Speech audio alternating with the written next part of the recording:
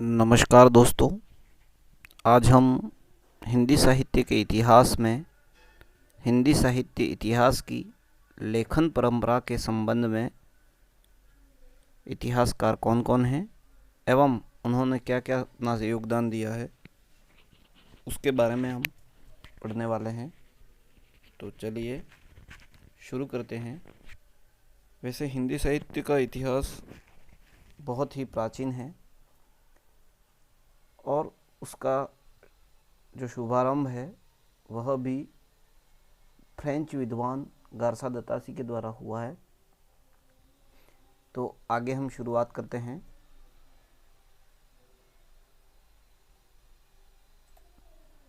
हिंदी साहित्य का इतिहास। हिंदी साहित्य इतिहास के लेखन की परंपरा। हिंदी साहित्य की लेखन सामग्री प्राप्ति के पश्चात विद्वानों ने इतिहास लेखन प्रारंभ किया। हिंदी साहित्य का प्रथम इतिहास लेखन का श्रेय फ्रेंच भाषा के विद्वान को जाता है। इसका नाम गारसा दतासी था। इनका इस्तवार द ला लिटरेचर एंदुएस्तानी नाम से 1839 में प्रथम भाग प्रकाशित हुआ। द्वितीय भाग 1847 में प्रकाशित हुआ। इसे अंग्रेजी के वर्णों के क्रमानुसार रखा गया था। यह हिंदी और उर्दू के लगभग 70 कवियों का संग्रह है। तासी ने प्रथम प्रयास में कवियों की जीवनी और उनके द्वारा रचित रचनाओं का उपलब्ध विवरण प्रस्तुत किया। यह नई दिशा की ओर प्रथम कदम था। इनका प्रारंभिक प्रयास प्रशंसनीय रहा। यह गौरवपूर्ण गाथा हिंदी के इतिहास लेखन की परंपरा में नींव का पत्थर थी।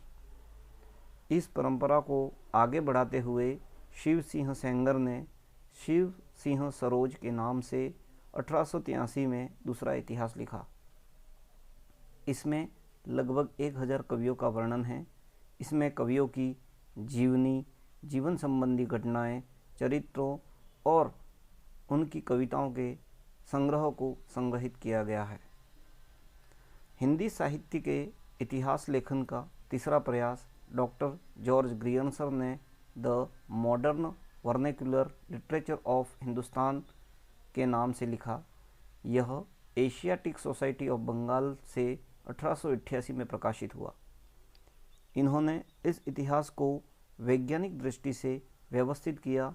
इस प्रकार का इतिहास पहली बार लिखा गया, किंतु कालक्रमबद्ध इतिहास लेखन की परंपरा की शुरुआत मिश्र बंधुओं द्वारा की गई। यह ग्रंथ मिश्र बंधु विनोद के नाम से 1913 में प्रकाशित हुआ। इसमें काल विभाजन भी किया गया। इसी समय हिंदी साहित्य जगत में एक देदीप्यमान नक्षत्र का अवतरण हुआ। इनका नाम आचार्य रामचंद्र शुक्ल था। इन्होंने हिंदी साहित्य के इतिहास को सुव्यवस्थित कालक्रम अनुसार किया। इस इतिहास को हिंदी साहित्य का प्रामाणिक प्रारंभिक ग्रंथ माना जाता है। यह नागरी प्रचारणी सभा द्वारा हिंदी शब्द सागर की भूमिका के रूप में 1929 में प्रकाशित हुआ। आचार्य शुक्ल ने हिंदी साहित्य के इतिहास को 4 भागों में विभाजित किया है करके इतिहास की महत्ता को बढ़ा दिया और आगामी लेखकों के लिए सीधा और सरल मार्ग तैयार कर दिया।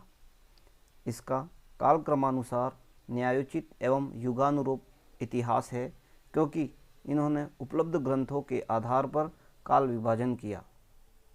इस इतिहास में शुक्ल जी ने अपना दृष्टिकोण भी स्पष्ट किया। उन्होंने लिखा, प्रत्येक देश का साहित्य वहाँ की जनता की चित्तवृत्ति का संचित प्रतिबिंब होता है। तब यह निश्चित है कि जनता की चित्तवृत्ति के परिवर्तन के साथ साथ साहित्य के स्वरूप में भी परिवर्तन होता चला जाता है। आदि से अंत तक इन्हीं चित्तवृत्तियों की परंपरा को परखते हुए साहित्य परंपरा के साथ उनका सामंजस्य दिखाना ही साहित्य का इतिहास कहलाता है। शुक्ल के पश्चात हिंदी साहित्य के परवर्ती इतिहासकारों ने भी हिंदी जगत में अपना योगदान कवि को दिया। आचार्य हजारी प्रसाद द्विवेदी ने हिंदी साहित्य की भूमिका के नाम से इतिहास लिखा।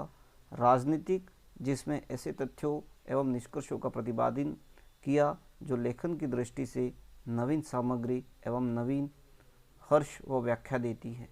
अन्य लेखकों में डॉक्टर राम कुमार वर्मा ने 1938 में, डॉक्टर नगेंद्र ने, डॉक्टर धीरेन्द्र वर्मा ने तथा डॉक्टर नामवर सिंह इत्यादि ने अपने अध्ययन, शोध प्रबंध व समीक्षात्मक दृष्टिकोण के माध्यम से हिंदी साहित्य के इतिहास में नवीन योगदान दिया। यह बहुत ही महत्वपूर्ण है कि हिंदी साहित्य के इतिहास को लिखने में और उसके कालक्रम को लिखने में बहुत ही महत्वपूर्ण योगदान इन महानुभावों, इन लेखकों का रहा।